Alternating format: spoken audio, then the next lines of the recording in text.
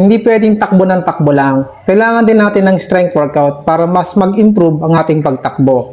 At ito yung 5 strength workout without equipment na ginagawa ko. Number 1, squat. Pinapalakas nito ang ating quads, hamstring, glutes, and calves. Knee up lunges. Pinapalakas nito ang ating muscles sa lower body.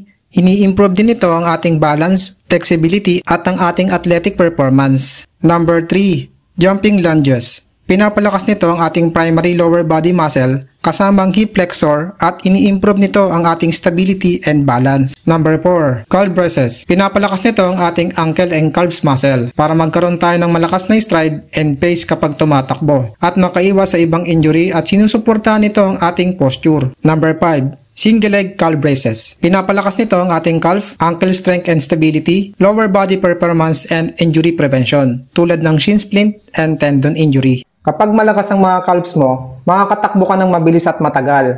Kaya isa ito sa pinakang paborito ko na strength workout without equipment. Run safe guys!